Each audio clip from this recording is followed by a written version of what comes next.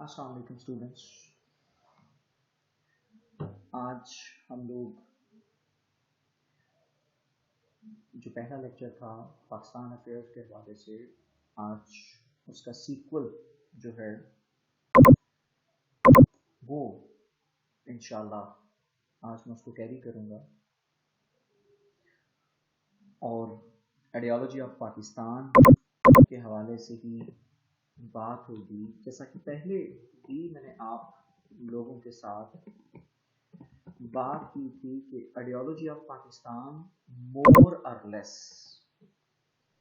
जो है वो अरसा दराज से मतलब ये कॉन्सेप्ट है और ये इसका ताल्लुक आदम की तहलीक के साथ कहीं मौजूद है।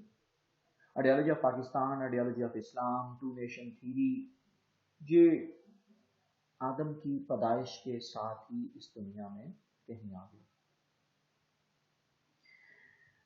मैंने तरीही तौर पर भी आप लोगों को बतलाने की कोशिश की थी कि आइडियोलॉजी ऑफ पाकिस्तान का जो कॉन्सेप्ट है ये चंद सालों में नहीं उभरा, बल्कि रियासत मदीना के पीछे भी अगर कोई आइडियोलॉजी काम कर रही थी तो वो यही आइडियोलॉजी ऑफ पाकिस्तान। कि जब मक्का के मुसलमान जो हैं वो हिजरत करके मदीना की तरफ तशरीफ ले,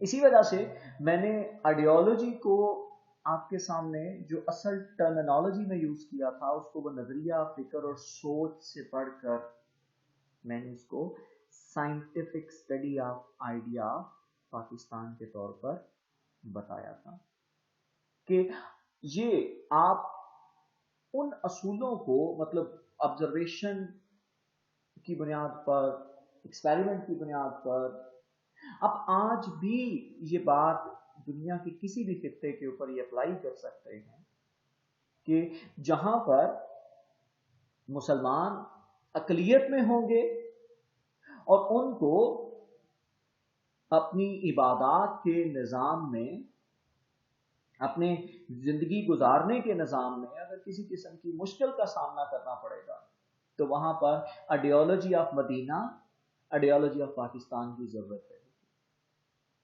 बहरहाल आज हम लोग इसको थ्योरेटिकली इस कॉन्सेप्ट को ऑब्जर्व करेंगे कि ideology of Pakistan by definition क्या है। बहरहाल जो सबसे पहली जो डेफिनेशन आप लोगों के सामने आती है वो कहते हैं कि जी ideology means such a plan, a programme as is based upon philosophy and application।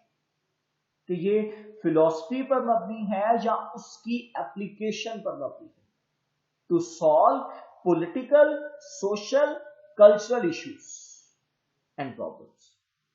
कि हमने जिसके जरिए सोशल, कल्चरल प्रॉब्लम्स को, पॉलिटिकल प्रॉब्लम्स को हल कर सके वो बुनियादी तौर पर आइडियोलॉजी कहलाता है।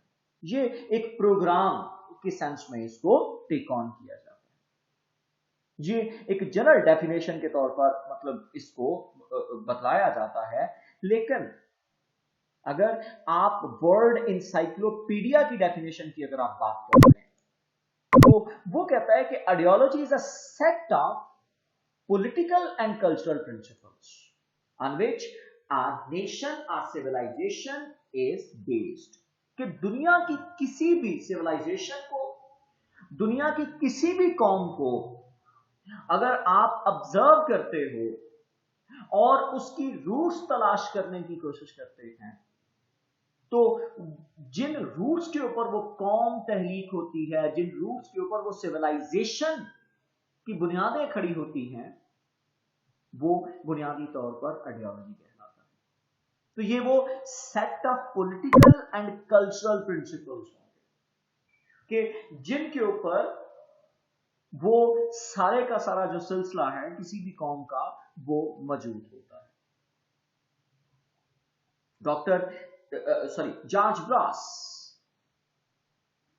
जो डेफिनेशन देता है हमें आइडियोलॉजी ऑफ पाकिस्तान की, वो कहता है एनी प्लान और प्रोग्राम, कोई ऐसा प्लान या program of common life based upon thinking, and philosophy is called ideology. कि जो थिंकिंग पर मबनी हो, जो मबनी हो किसी ना किसी फिलॉसफी के ऊपर, जो मबनी हो किसी ना किसी ऑब्जर्वेशन के ऊपर, जो मबनी हो लॉन्ग स्टैंडिंग एक्सपेरिमेंट्स के ऊपर, वो आइडियोलॉजी कहता है। तो फिर आइडियोलॉजी जो है उसके पीछे सर्टेनली कुछ ना कुछ रूट्स जो है वो एग्जिस्ट कर रही होती है। रियो एम क्रिस्टेनिसन अपनी book ideologies and modern politics में ये कहता है कि आइडियोलॉजी इमर्जेस, कि एक आइडियोलॉजी का वजूद जो है वो जन्म कब होता है, कि जब when people feel strongly that they are being mistreated, कि उनके साथ अच्छा सलूक नहीं किया जा रहा। तो फिर आइडियोलॉजी ऑफ पाकिस्तान का जन्म भी अगर इस डेफिनेशन के ऊपर, जो रियो एम क्रिस्टेनिसन की जो डेफिनेशन है, अगर हम उसके ऊपर रखने की कोशिश करें तो फिर ये बात तयशुदा है, the Muslims of India were being mistreated और they had fear under an existing order, are being mistreated under an existing order when their status is threatened by fundamental changes। कि जब उनका स्टेटस बदलने जा रहा हो, जब उनको ये डर फील हो रहा हो कि जो फंडामेंटल चेंजेस हैं जो सोसाइटी के अंदर आ रही हैं वो उनको सेटिस्फाई नहीं कर रही, तो तब आइडियोलॉजी का जो है वो ज़हूर होता है। तो आइडियोलॉजी जो है वो बुनियादी, अगर हम लोग इन डेफिनेशंस के ऊपर अगर हम उतरने की कोशिश करते हैं तो फिर जो पाकिस्तान है वो बुनियादी तौर पर ये जो अगर क्रिस्टेनिज्म की जो डेफिनेशन है ये अपने आप में एक बहुत बड़ी डेफिनेशन इस वजह से भी मौजूद है, इस वजह से भी हम लोग इसको एक अहम डेफिनेशन के तौर पर मानते हैं कि इस डेफिनेशन की बुनियाद पर जो बरसगीर पाक व हिंद के मुसलमान थे उनको ये खौफ बहरहाल मौजूद था कि ये जो फंडामेंटल चेंजेस हो रही हैं ये हमारे लिए नाकाबिले कबूल है।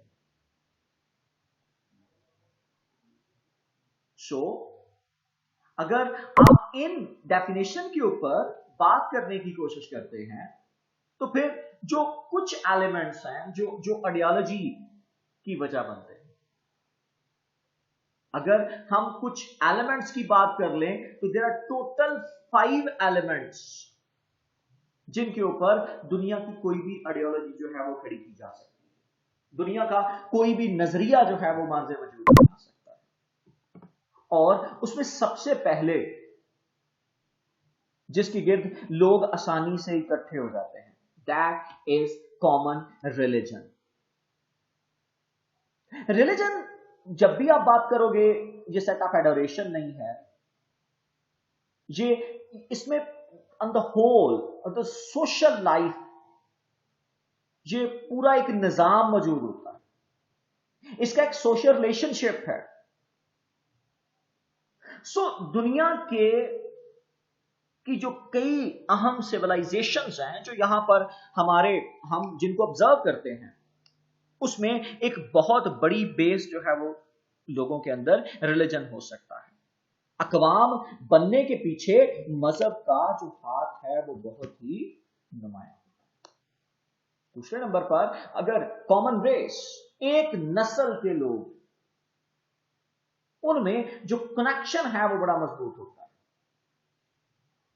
जिसको हम ब्लड कनेक्शन की बात करते हैं।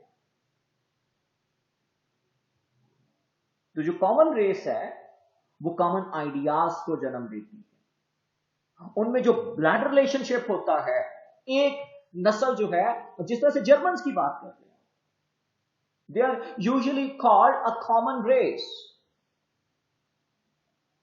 तो एक नस्ल के जो लोग हैं उनके अंदर सिंपैथी और ब्रदरहुड जो है वो मौजूद होता है। रेशिज्म एक स्ट्रॉन्ग बॉन्ड है, ये एक बड़ा अहम जज्बा असबियत है जो लोगों के अंदर, असबिया इब्न खल्दून ने ये दिया था, यानी ये वो कनेक्शन है जिसके ऊपर ये तमाम लोग इकट्ठे होते हैं, चूंकि उनके कॉमन आइडियाज जो हैं वो उनको ब्लड लाइक रिलेशनशिप में बांध के रखते हैं।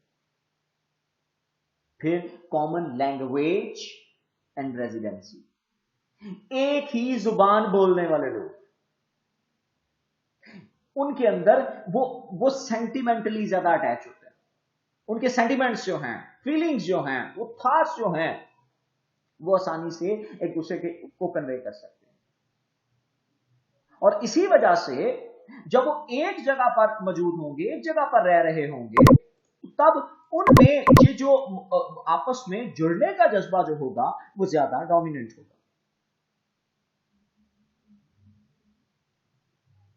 सो जो पॉलिटिकल पर्पस है, जो पॉलिटिकल आइडियल्स हैं, एक पॉलिटिकल पर्पस, खास पॉलिटिकल आइडियल्स, जो पॉलिटिकल फ्रीडम है, जो किसी भी नेशनल लाइफ की सर्वाइवल के लिए जरूरी है, और कॉमन गोल्स जो हैं वो भी लोगों को एक जगह पर इकट्ठा कर लेते हैं। तो common political purposes can also play a vital role for political freedom and survival. लिहाजा ये जो सूरत हाल है, इसमें भी एक बड़ा वाजिया हमें ये जो है वो हमें पैगाम मिलता है कि लोगों के जो आम सियासी मकासद होते हैं जिनके ऊपर लोग इकट्ठे हो जाएं, और फिर लास्ट आ जाता है कॉमन कल्चर एंड कस्टम्स, यानी कि जो कॉमन कल्चर है लोगों के दरमियान, वो भी एक वजह बनता है लोगों को आपस में कनेक्ट करने की। तो अब अगर इन 5 असूलों को सामने रख लें आप लोग, और इन 5 असूलों की बुनियाद पर अगर आप तय करने की कोशिश करें, तो फिर मुसलमानों का एक प्लेटफॉर्म पर इकट्ठा होना in the name of ideology of Pakistan कोई गलत बात नजर नहीं आती, क्योंकि इन सब के पास कॉमन रिलीजन था। नो डाउट है ये कॉमन रेस से नहीं थे, ये एक ऐसा कनेक्शन है जो यहां के लोगों के अंदर, लेकिन जिस वक्त कोई दायरा इस्लाम में दाखिल हो गया तो फिर ये तयशुदा हो गया कि वो किसी भी रंग नस्ल से ताल्लुक रखता होगा, वो उम्मत मुसलमान का हिस्सा कहलाएगा। फिर दूसरा एलिमेंट भी अगर आप देखें तो कॉमन लैंग्वेज इनमें एग्जिस्ट नहीं करती एक जगह पे, लेकिन चूंकि उम्मत मुसलमान जो मिल्लिया का जो कॉन्सेप्ट है, जो इस्लामी मिल्लत का जो कॉन्सेप्ट है, वो इंटायरली डिफरेंट है from those of the other religions and Nations. हम एक जुबान ना बोले, एक जगह पर मौजूद ना हो, लेकिन इसके बावजूद हम लोग कौम की हैसियत से 1940 में लोगों ने, मुसलमानों ने, बरसगीर पाक हिंद के मुसलमानों ने कॉमन पॉलिटिकल पर्पसेस को सामने रखा, और फिर उस कॉमन कल्चर और कस्टम जो थे वो इनके एग्जिस्ट करते। मुसलमानों का कल्चर जो है वो ऑलमोस्ट कॉमन है, इनके रस्मों रवाजात, शादी ब्याह के मामलात ऑलमोस्ट कॉमन है। तो फिर इन चीजों के ऊपर जो आइडियोलॉजी का जो जन्म था, आइडियोलॉजी ऑफ पाकिस्तान का जो जन्म था, वो बिल्कुल justified.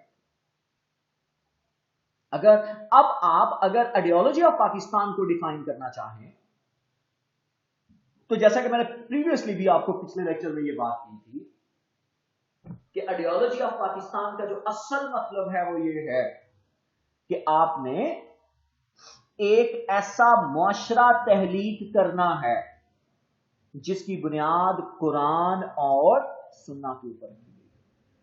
Ideology of Pakistan, scientific study of idea of Pakistan, यानी जब भी हम लोग बात करते हैं कि हम आइडियोलॉजी ऑफ पाकिस्तान के फॉलोअर हैं, तो फिर हम ये क्या कहना चाहते हैं कि एक ऐसा खित्ता, एक ऐसी सोसाइटी हम बनाना चाहते हैं जो इस्लामी असूलों के ऊपर कुरान और सुन्ना के मुताबिक अमल पैरा हो। अगर दूसरे मायनों में देख लिया जाए तो ये practising the principles of Islam का भी नाम है, यानी एक ऐसी लेबोरेटरी का वजूद था 1940 में اصل ہم ہمیشہ یہ کہتے ہیں کہ جی جو آئیڈیالوجی آف پاکستان کا جو جنم تھا وہ 1857 میں ہوا یا سر سید احمد خان نے دے دیا تھا. نہیں، آئیڈیالوجی آف پاکستان کا جو اصل جنم جو ہوا ہے وہ لاہور ریزولوشن کے ذریعے ہوا، جس وقت آپ نے پہلی مرتبہ مطالبہ پاکستان جو تھا وہ دیا. اگر آپ وہ مطالبہ پاکستان نہ دیتے تو شاید آئیڈیالوجی آف پاکستان کا بھی جنم نہ ہوتا. اس سے قبل باقی آئیڈیالوجیز یعنی کہ ٹو نیشن تھیری موجود تھی، جو ہے آئیڈیالوجی آف اسلام تو موجود تھی، لیکن آئیڈیالوجی آف پاکستان کی ٹپیکلی جب بھی ہم بات کریں گے یہ تب کریں گے کہ جس وقت ہم لاہور ریزولوشن کی بات کریں گے. اور لاہور ریزولوشن جو ہے وہ ایک الگ وطن کا جو ہے وہ مطالبہ کر رہی ہے. اس سے قبل 1930 میں علامہ محمد اقبال نے خطبہ الہ آباد میں بھی اسی آئیڈیالوجی آف پاکستان کا تذکرہ کیا تھا، لیکن جو ایک صحیح مطالبے کی شکل میں یہ جو انگریز حکومت سے جو مطالبہ پیش کیا گیا تھا یہ 1940 کی لاہور ریزولوشن میں پیش کیا گیا.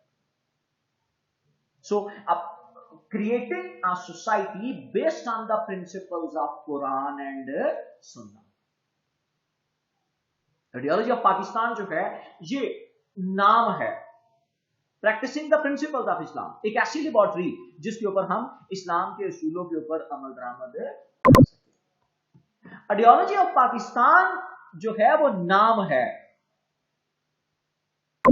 کہ جس کے ذریعے آپ اپنے کلچرل، اکنامک، سوشل اور پولیٹیکل ویلیوز جو مسلمانوں کی ہیں اس کو پرزرو کر سکتے. اور وہ کیسے پرزرو کیا جا سکتا تھا؟ ہندوؤں کے ساتھ رہتے ہوئے ہرگز. اگر ہم لوگ آج اگر یونائٹڈ انڈیا میں ہوتے تو پھر آپ اندازہ کر سکتے ہیں کہ ہمارے ساتھ کیا حشر ہوتا جو آج وہاں پر ہندوستان کے مسلمانوں کے ساتھ کیا جا رہا ہے.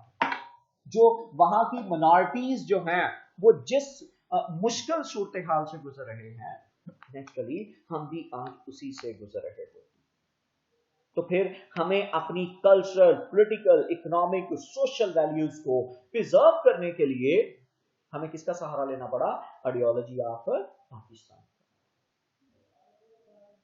اور آئیڈیالوجی آف پاکستان جو ہے وہ پریکٹیکل ایفرٹس کا نام ہے کہ جس کے ذریعے آپ اسلامک رول کو اسٹیبلش کر سکیں اور مسلمانوں کے درمیان جو یونٹی ہے اس کو پرزرو کر سکیں، تاکہ آپ کی جو آئیڈینٹی ہے، ملی آئیڈینٹی کون سی ہے کہ جو اسلامی اصولوں کے اوپر آپ کی جو شناخت ہے وہ ختم نہ ہو جائے.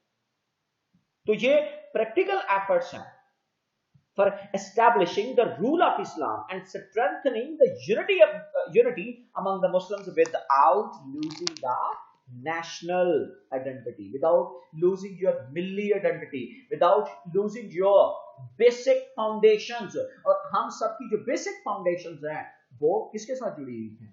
آئیڈیالوجی آف اسلام کے ساتھ جڑی ہوئی. تو پھر ideology of Islam in real sense is the name of welfare state, where the welfare of the people is considered. جہاں لوگوں کی امنگوں کے مطابق ان کو زندگیاں بسر کرنے کی اجازت دی جائے، جس میں مذہب کی اجارہ داری نہ ہو، جس میں کسی خاص میجارٹی کا خوف نہ ہو. مذہب کی اجارہ داری سے کیا مراد ہے کہ جب ایک مذہب دوسرے مذہب کے اندر مداخلت کرتا ہے. نہیں، پاکستان جب بنایا گیا تو اس کے پیچھے جو اصل جو ہمیں وجہ نظر آتی ہے وہ صرف اور صرف یہی ہے کہ welfare of the people is the dominant element, اور یہی ویلفیئر آف دا پیپل ہے جس کی بنیاد کے اوپر یہ جو پاکستان کی عمارت جو ہے یہ کھڑی ہے. تو پھر اگر اسی آئیڈیالوجی آف پاکستان کو، تو اس آئیڈیالوجی آف پاکستان کی بیسس میں کیا موجود ہے؟ اس آئیڈیالوجی آف پاکستان کی بیسس میں سب سے پہلے جو ہے وہ ہمیں نظر آتا ہے وہ ٹو نیشن تھیری کا کانسیپٹ. ٹو نیشن تھیری دو بڑی قومیں، دا مسلمز اینڈ ہندوز، ان کے خیال میں وہ یہاں پر جو ہے وہ موجود اور وہ یہاں پر سیٹلڈ ہیں. یہ جو دونوں قومیں ہیں they were entirely different from each other in their religious ideas, the way of living and collective thinking. یعنی دونوں کے ہیروز الگ ہیں, دونوں کا زندگی گزارنے کا طریقہ الگ ہے, دونوں کے سٹینڈرڈ آف لائف الگ ہیں, دونوں کے ایتھکس الگ ہیں, دونوں کے مورلز الگ ہیں, دونوں کی جو آبجیکٹیوز آف لائف ہیں وہ الگ ہیں. دونوں کا زندگی گزارنے کا کانسیپٹ انٹائرلی ڈفرنٹ ہے. تو پھر سب کانٹیننٹ جو ٹو نیشن تھیری ہے وہ دو میجر نیشنز کی بات ہو رہی ہے جو وہاں پر سیٹلڈ ڈاؤن ہیں. دو نیشنز جو ہیں وہ ایک دوسرے سے ڈفرنٹ ہیں ہر اعتبار سے, ان میں اور جو ہے وہ کسی قسم کی کوئی کنیکٹیوٹی اس طرح سے جو ہے وہ مطلب جو ہے وہ آپس میں نظر نہیں آتی. ان کی پرسنالٹیز, ان کے تھاٹس جو ہیں وہ انٹائرلی ڈفرنٹ ہیں. اب the basic principles and the way of life they are living وہ different ہیں. بے شک وہ اکٹھے زندگی گزار رہے ہیں کئی صدیوں سے, لیکن وہ آپس میں انٹرمنگل نہیں ہوتے. اور یہی وہ ٹو نیشن تھیری ہے جو بنیادی طور پر بنیاد بن رہی ہے آئیڈیالوجی آف پاکستان کی. اگر یہ تھیری موجود نہ ہوتی تو شاید آئیڈیالوجی آف پاکستان کا بھی کوئی کانسیپٹ ایگزسٹ نہ کرتا. تو اسی ٹو نیشن تھیری نے لوگوں کو آپس میں ایک جگہ پر اکٹھا ہونے پر مجبور کر دیا. لوگ آپس میں ایک دوسرے کے ساتھ کنیکٹ ہوتے ہوئے دکھائی دیے, لوگ آپس میں ایک دوسرے سے جڑتے ہوئے دکھائی دیے. اب اس ٹو نیشن تھیری کا جنم جو ہے وہ کہاں سے ہوتا ہے؟ اب اس ٹو نیشن تھیری کے پیچھے, ویسے تو میں نے آپ کو کہا تھا کہ یہ ٹو نیشن تھیری اس وقت بھی موجود تھی جب مکہ کے مسلمان ہجرت کر کے مدینہ کی طرف تھے.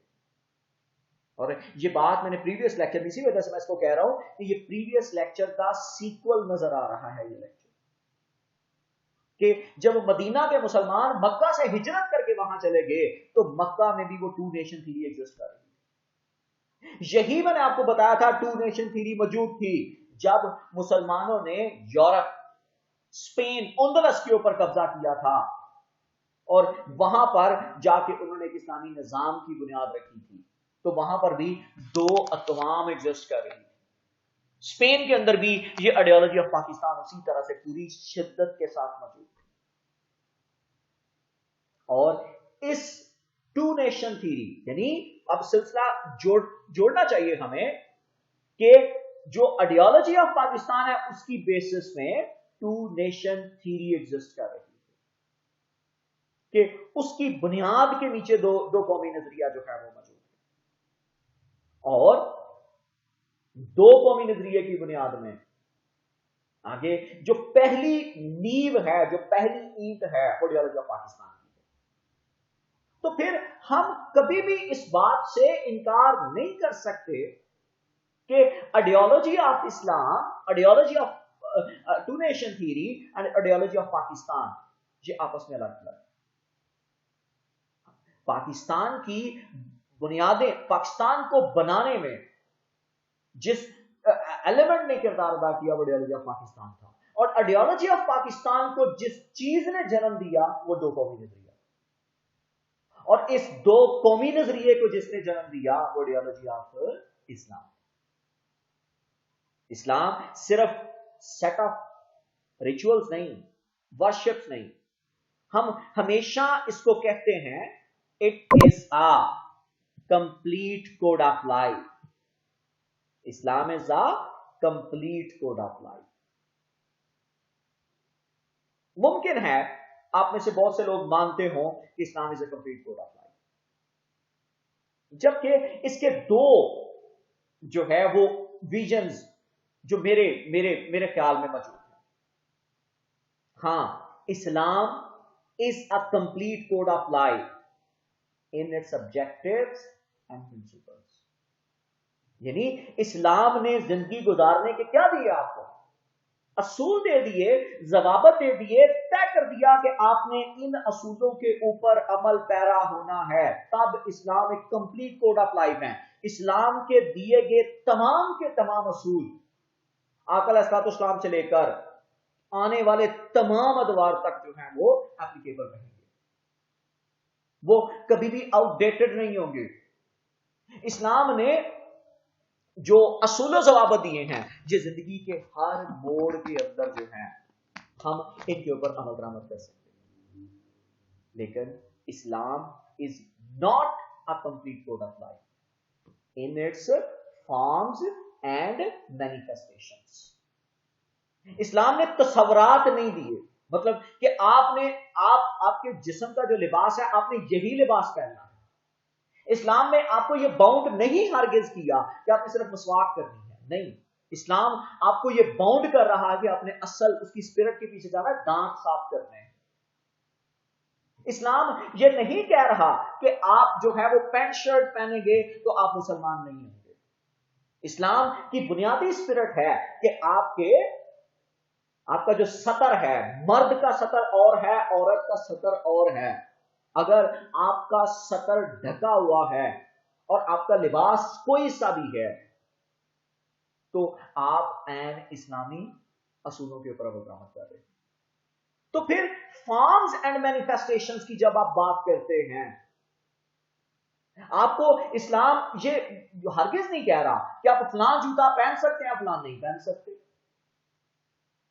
इस्लाम ने आप फलां खाना खा सकते हैं, फलां नहीं खा सकते। हाँ, इस्लाम ने कुछ जगह पे ममानत कर दी कि ये हराम है, वो बकायदा हराम कर दिया गया। लेकिन ये एक बात मतलब जो है वो कैटेगोरिकली क्लियर है कि अगर आप हलाल बकरे का गोश्त भी ले आए घर में, बकरे का गोश्त मीट जो है वो हलाल है मुसलमानों के लिए, लेकिन अगर वो नाजायज जरिए से कमाया गया, अगर वो सूद से कमाया गया, अगर वो रिश्वतखोरी से कमाया गया है, तो फिर वो भी आपके लिए हराम हो जाएगा। तो फिर ये वो असूल हैं कि हमें इस्लामिक आइडियोलॉजी में ये बात तयशुदा ज़हन में रखनी चाहिए। जब हम बात करते हैं कि Islam is a complete code of life, तो हमें ये मानना होगा कि yes, Islam is a complete code of life in its objectives and principles, but it is not complete code of life in its forms and manifestations. अगर forms and manifestations की तरफ जाएंगे तो इस्लाम एक stagnant मजहब बन के रह जाएगा।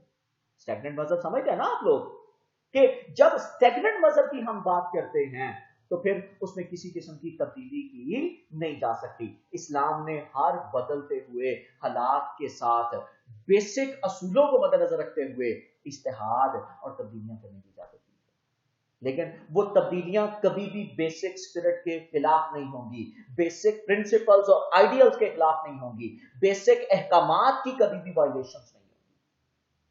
आपने उन अहकामात को हर सूरत में जो है वो फॉलो करना,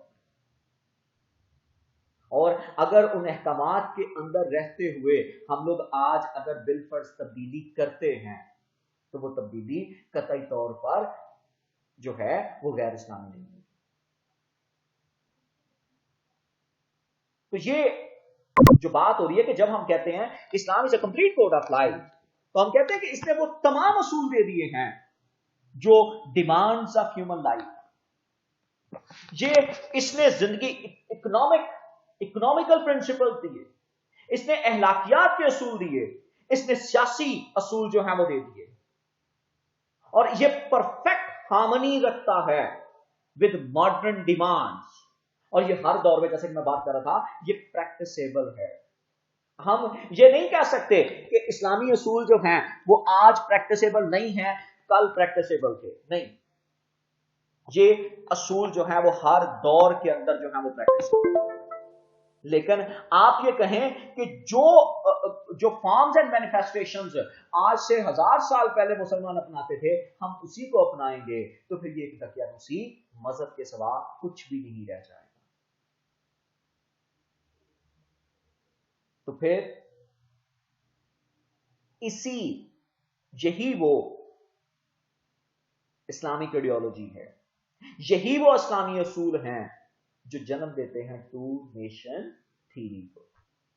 और ये ideology of Islam and Islamic values के ऊपर जो है वो होती है, और जिसमें मतलब बकायदा जो है Islamic values, belief, worship, justice, promotion of democracy, fraternity और ड्यूटीज ऑफ सिटीजन जो है वो बकायदा बता दिए गए। इसी आइडियोलॉजी ऑफ इस्लाम ने जन्म दिया आपकी ideology of two nation theory को, और यही टू नेशन थ्योरी जो है वो बुनियाद बन रही है आइडियोलॉजी ऑफ पाकिस्तान। अब अगर हम लोग ये देखना चाहें कि आइडियोलॉजी ऑफ जो पाकिस्तान है या उससे कबल टू नेशन थ्योरी का वजूद कैसे सामने आया, अगर हम particularly evolution of two nation theory in subcontinent, अगर हम इसकी बात करते हैं तो हमें यह पहले तय करना होगा कि इसका वजूद जो है वो सब कॉन्टिनेंट में कैसे आया। इस हवाले से इससे पहले कि मैं उन लोगों की बात करूं जिन्होंने टू नेशन थ्योरी को सपोर्ट किया था, मैं पहले उन लोगों की बात करता हूं, उस शख्स से मैं शुरू करता हूं जिसने ये कहा था कि टू नेशन थ्योरी बिल्कुल मतलब है ही नहीं थी कभी, और उसका नाम था मोहनदास करमचंद गांधी, महात्मा गांधी, एम.के. गांधी। गांधी ने सेकेंड राउंड टेबल कॉन्फ्रेंस जो 1931 में लंदन में हुई थी, ताकि हिंदुस्तान की तमाम सियासी जमातों को एक प्लेटफॉर्म पर इकट्ठा करके हिंदुस्तान के मसले का कोई सियासी हल निकाला जा सके और यहां के लोगों के लिए इनकी ख्वाहिश के मुताबिक एक कॉन्स्टिट्यूशन बनाया जा सके। तो गांधी ने वहां पर यह कहा था कि the क्वाल between Hindus and Muslims, जो हिंदुओं और मुसलमानों के दरमियान जो लड़ाई नजर आ रही है, गांधी का यह मानना था कि ये ब्रिटिशर्स जब हिंदुस्तान में आए ये लड़ाई तब शुरू हुई थी।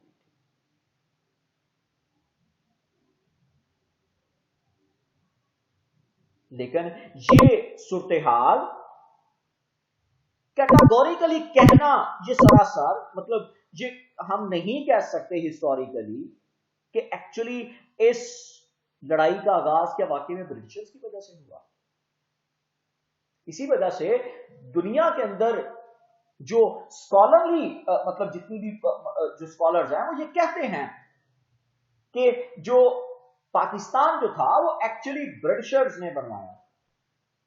ये भी एक क्लेम दुनिया में मुख्तलिफ किताबों के अंदर जो है वो एग्जिस्ट करता हुआ दिखाई देता है, लेकिन इस चीज को हम आसानी से डिस्कार्ड कर सकते हैं। कैसे डिस्कार्ड कर सकते हैं कि हमें यह देखना होगा कि क्या वाकई में जो गांधी की स्टेटमेंट है कि ब्रिटिशर्स के आने की वजह से ये टू नेशन थ्योरी का जो कॉन्सेप्ट है, दो कौमी नजरिया का जो कॉन्सेप्ट है सामने आया है, ये कहां तक ठीक है। लेकिन ये बात तयशुदा है कि ये कॉन्फ्लिक्ट आज से नहीं मौजूद थी, ब्रिटिशर्स के आने पर नहीं सामने आई, बल्कि ये कॉन्फ्लिक्ट जो थी वो ब्रिटिशर्स के आने से ढेरों ढेर पहले से मौजूद थी। इस हवाले से जिनाह का जो कॉन्सेप्ट है, जिनाह के ख्याल में जो दो कौमी नजरिया है, जो सब कॉन्टिनेंट का जो कॉन्सेप्ट है कि यहां पर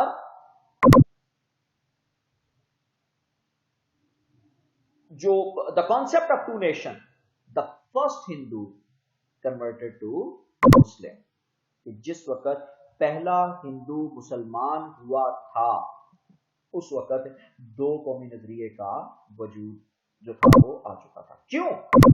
क्योंकि जिस दिन वो मुसलमान हुआ उसके लिए एक अलग सिस्टम की जरूरत थी, क्योंकि वो अब पुरानी जो अप्रोच थी, जो पुराना सिस्टम था, वो अब कतई तौर पर उसका हिस्सा नहीं था, बल्कि उसका ताल्लुक अब एक नए सिस्टम के साथ था। तो जब वो एक नए सिस्टम के साथ जुड़ा हुआ होगा, तो फिर ये जरूरी है कि उसको नए आइडियल्स, नया जो सोशल पॉलिटिकल सिस्टम जो है वो भी दिया जाए। तो जिन्ना का ये कहना, first Hindu converted to Muslim the day when the two nation theory was originated, the day when Pakistan came into being, ये वो दिन था जिस दिन पहला हिंदू मुसलमान हुआ। इस हवाले से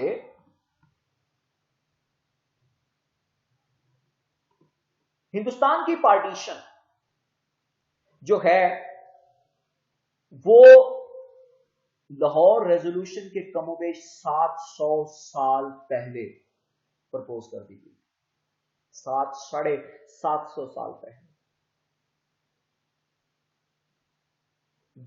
1192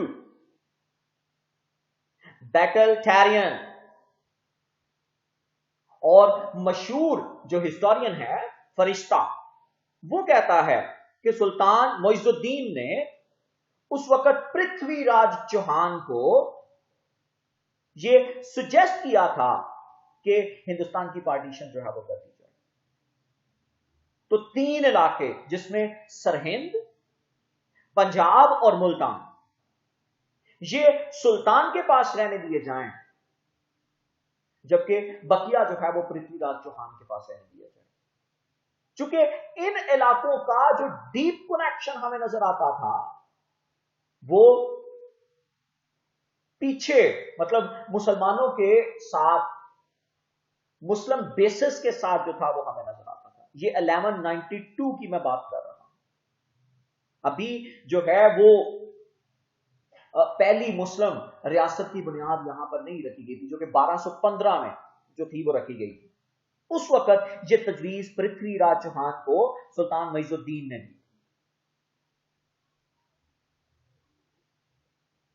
फिर इस प्रपोजल को दोबारा अल बेरूनी ने 150 साल बाद अपनी किताब में जो है वो दर्ज किया। उसका यह कहना था कि the existence of the 2 big groups of people subscribing to 2 different religion, कि हिंदुस्तान के अंदर क्या है, 2 बड़े गिरोह हैं, और दोनों के मज़ाहब जो हैं वो क्या हैं, वो दोनों अलग अलग मजहब के साथ जाते हैं। और उसका यह कहना था कि इनका आपस में कोई मजहबी आपस में कनेक्शन नजर नहीं आता। This render may any connection with them says Beruni, उनका आपस में कोई, ये जो रिलीजियस डिफरेंसेस हैं, ये इतने पोल अपार्ट हैं कि इनका आपस में कोई कनेक्शन नजर नहीं आता। और ये इम्पॉसिबल है, क्वाइट इम्पॉसिबल एंड कॉन्स्टिट्यूट, और ये आगे भी इम्पॉसिबल नजर आता है।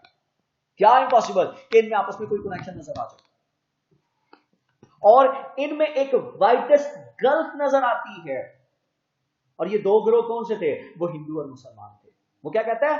Widest gulf between them and us. Them से मुराद हिंदू और अस से मुराद मुस्लिम। इसके बाद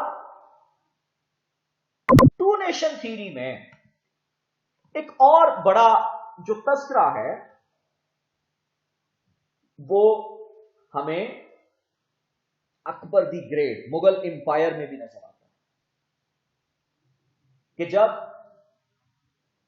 जलालुद्दीन अकबर ने दीन इलाही के नाम से सिलसिला शुरू किया, तो उस वक्त हजरत मुजद्दद अल-अफ़सानी, शेख सरहिंदी, उन्होंने उसका रास्ता रोकने की कोशिश की, और ये कोशिश की और उसके दीन इलाही को डिनाउंस किया, और कैटेगोरिकली ये कहा कि इस्लाम का इन तमाम, जो अकबर का दीन इलाही था, जो वो अपने आप को जिल्ले इलाही कहता, जो वो हिंदू औरतों से वो शादी करने को मतलब उसने मतलब जो था वो जायज कर दिया, मुसलमानों का हिंदू औरतों से शादी करना उसने जायज कर दिया। और इसी बुनियाद पर हजरत मुजद्दद अल-अफ़सानी ने बकायदा उसकी इन तमाम एफर्ट्स को, तमाम जो कोशिशें थी उसको डिनाउंस किया कि ये सरासर गलत है। ये इस्लाम कभी भी इन तमाम चीजों की इजाजत नहीं दे सकता। टू नेशन थ्योरी का जो डोमिनेंट कॉन्सेप्ट था वो तब उभरा जब औरंगजेब के दौर में, जिसने हिंदू मुस्लिम टेंशन्स और उसने इस्लामाइजेशन के निजाम को ज्यादा मतलब जो था वो मजबूत किया। कई मुस्लिम हिस्टोरियंस जो हैं वो औरंगजेब के दौर को ग्लोरीफाई करते हैं, और ये क्रेडिट फिर ये कहा जाता है कि टू नेशन थ्योरी के हवाले से, उसके राइज के हवाले से, लोगों के अंदर मतलब जो है वो अपनी रिलीजियस आइडेंटिटी के हवाले से जो क्रेडिट है, रिलीजियस आइडियोलॉजिकल आइडेंटिटी के हवाले से वो क्रेडिट औरंगजेब को जाता है। और ये सिख थे, ये मराठास और सिख, इन्होंने औरंगजेब के खिलाफ जो है वो बगावत की, और इन्होंने अपने आप को मतलब जो है वो औरंगजेब के खिलाफ सफारा किया। चूंकि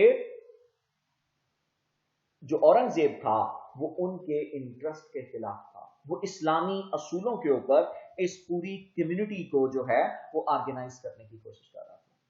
1707 में औरंगजेब के इंतकाल के बाद जब मुगल एम्पायर जो है वो डिसइंटीग्रेट होना शुरू हुआ और मुसलमानों को यह अंदाजा हुआ कि जो मराठा लीडरशिप है और हिंदूज जो हैं वो अब डोमिनेट करने की कोशिश कर रहे हैं, तो उस वक्त के एक बहुत बड़ा नाम सूफी स्कॉलर शाह वली अल्लाह, उन्होंने उस वक्त अफगान किंग अहमद शाह अब्दाली को रिक्वेस्ट की कि यहां के मुसलमान जो हैं वो इंतहाई बदतरीन हालत में हैं, पिटिएबल कंडीशन, जो मशीनरी का पूरा कंट्रोल है वो हिंदुओं के हाथों में है,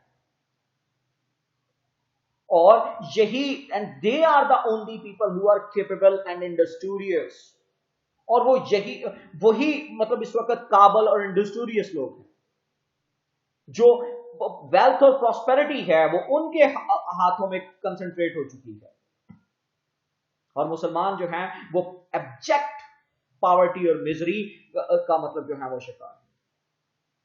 और तुम इस वक्त वो करीब तरीन बादशाह हो अफगानिस्तान के, जो पावरफुल भी है, फास्ट साइटेड भी है, और दुश्मन की फौजों को मतलब शिकस्त भी दे सकता है, लिहाजा तुम यहां आओ, जो मराठा डोमिनेशन है वो मतलब उसको डिस्ट्रॉय करो, और कमजोर मुसलमानों को इन जालिमों के चुंगल से आजादी दिलाओ, और अगर खुदा ना करे ये काफिर जो हैं वो मुसलमानों के ऊपर गलबा पा लेंगे तो इस्लाम और मुसलमानों का नाम जो है वो यहां से बिल्कुल मिट जाएगा, ये कौम ही खत्म हो जाएगी, और जो अगर कुछ बचेंगे भी तो फिर उनका हिंदुओं से कुछ ज्यादा फर्क किया नहीं जा सकता। लिहाजा अगर तुमने इन मुसलमानों को बचाना है तो फिर क्या करना होगा कि तुम्हें यहां पर अटैक करना होगा। तो शाह वली अल्लाह का ये जो खत है ये भी मतलब जो है वो नॉन मुस्लिम्स के खिलाफ मुसलमानों के हकूक के लिए जो लिखना जो था, ये बुनियादी तौर पर फिर इसी चीज का इजहार था कि किस तरह से मुसलमानों को प्रोटेक्ट किया जा सकता है। टू नेशन थ्योरी का जो कॉन्सेप्ट है, ये पहले भी मैं आप लोगों के साथ में पीछे बता चुका हूं कि सब कॉन्टिनेंट में जो दो अकवाम हैं उनमें हिंदू और मुसलमान जो है वो अलग अलग, और उनमें कोई भी साइन ऑफ मर्जर नजर नहीं आता, और कभी कोई सीरियस अटेम्प्ट नहीं हुई कि उनमें वर्किंग रिलेशनशिप जो है वो बनाया जा सके। लिहाजा वो दोनों डिस्टिंक्ट सोशल सिस्टम्स रहे हैं, दो सेपरेट और डिस्टिंक्ट कल्चर्स रहे हैं, और दो अलग अलग तहजीबें रहे हैं जो कभी भी आपस में इकट्ठे नहीं हो सकते। और यह बात भी नजर आई कि जब मुसलमानों की डोमिनेशन खत्म होती है तो जो हिंदू फनाटिसिज्म है वो इनके खिलाफ बहुत ही ज्यादा नुमाइंद है।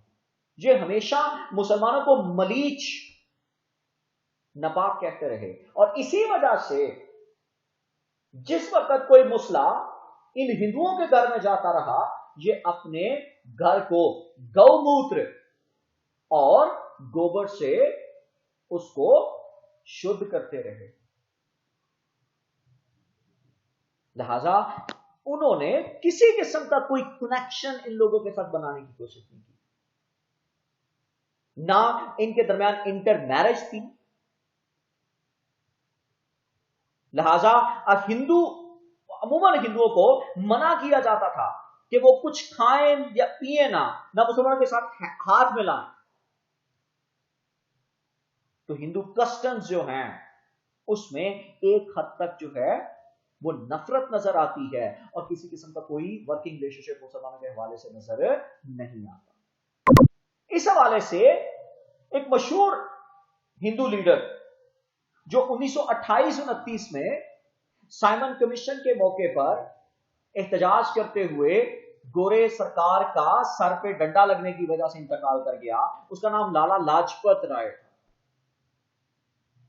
और स्टॉच हिंदू मतलब जो पॉलिटिशियन था, उसने अपने एक लेटर में जो उसने सीआर दास को लिखा,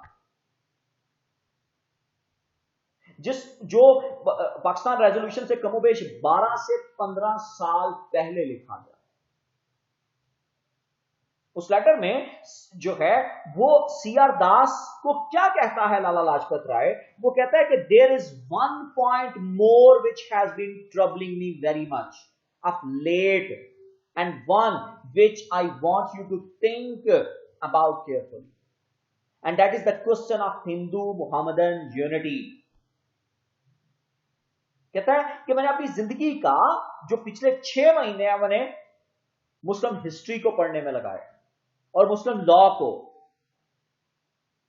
और मैं इस बात पर अब मुत्फिक हो चुका हूं कि it is neither possible nor practicable, कि ये ना तो पॉसिबल है ना ही प्रैक्टिसेबल है, ना पॉसिबल है ना ही प्रैक्टिसेबल है। अब क्या पॉसिबल क्या प्रैक्टिसेबल नहीं है कि Mohammedan leaders in the non-cooperation movement, I think the religion provides an effective bar to anything of that kind, and nothing would relieve more than to be convinced that it is so. But if it is right, then it comes to this, that although we can unite against the British, हम बरतानिया के खिलाफ, गोरों के खिलाफ इकट्ठे हो सकते हैं, we cannot do so to rule Hindustan on British lines. हम हिंदुस्तान को ब्रिटिश के असूलों के ऊपर नहीं चला सकते। यानी जो डेमोक्रेटिक लाइंस हैं, जो जमहूरियत है, क्योंकि जमहूरियत में हमेशा अक्सरियत की हुकूमत होती है, और लाला लाजपत राय अपने ही मतलब लीडर्स को यह बात कहने की कोशिश कर रहा है कि हम इस जमहूरियत के जरिए जो है वो इस सारे सिस्टम को चला नहीं सकते। अगर हम ये समझते हैं कि ये चल जाएंगे तो ये सिस्टम कभी भी कामयाब नहीं होगा, क्योंकि हिंदू हमेशा अक्सरियत में जब होंगे तो मुसलमान कभी भी पावर में नहीं आ सकेंगे, और मुसलमान हिंदुओं के मतहत रहने पर कभी भी राजी नहीं। टू नेशन थ्योरी के हवाले से जो अगली जो था वो 1930 में एक अहम तरीन नाम जो जिस शख्स का मौजूद था वो डॉक्टर लामा मोहम्मद इकबाल, जिन्होंने उस वक्त भी ये कहा था कि ये दोनों अक़वाम एक दूसरे से अलग हुए, इन दोनों का आपस में कोई कनेक्शन नजर नहीं आता, और जब कनेक्शन नजर नहीं आता तो फिर ये आपस में इकट्ठे रह भी नहीं सकते। लिहाजा ये जरूरी है कि इनको सेपरेट कर दिया जाए। Last but not the least, Mohammad Ali Jinnah annual session के अंदर इन्होंने भी बिल्कुल डिस्क्रिमिनेट करके रख दिया, एक तरह से मतलब एक वाजिया मार्जिन लाइन क्रिएट कर दी।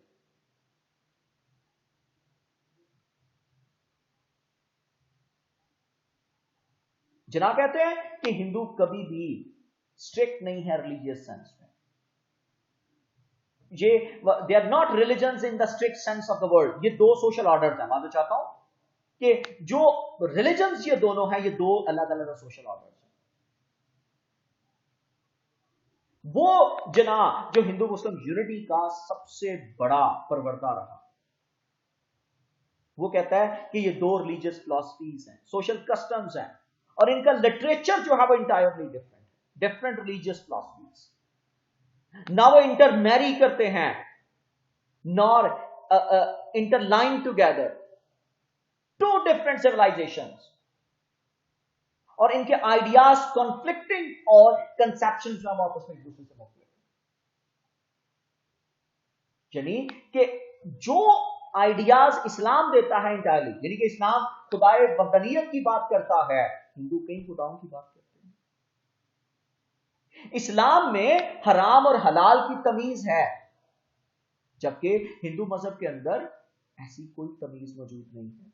आप शराब नोशी मतलब वहां पे कर सकते हैं, जबकि यहां बाकायदा हद जारी की गई है उस शख्स के हवाले से जो शराब नोशी करता है। फिर दफनाने का निजाम इंटायरली डिफरेंट है, एक अपने मुर्दे जलाते हैं, दूसरे जो है अपने मुर्दों। फिर सती की रस्म, यानी कि फिर सूद का निजाम जो माशी निजाम है, फिर समाजी निजाम में ये एक दूसरे से मुख्तलिफ है। जात पात, इस्लाम में कोई जात पात नहीं। तो फिर ये वो कुछ पैरामीटर्स थे जिनके ऊपर ये जो टू नेशन थ्योरी जो थी वो इवॉल्व हुई, और मुख्तलिफ पर्सनालिटीज ने मुख्तलिफ औकात के अंदर जो है वो उस टू नेशन थ्योरी को अपने अल्फाज में एक्सप्रेस करने की कोशिश की। Thank you very much.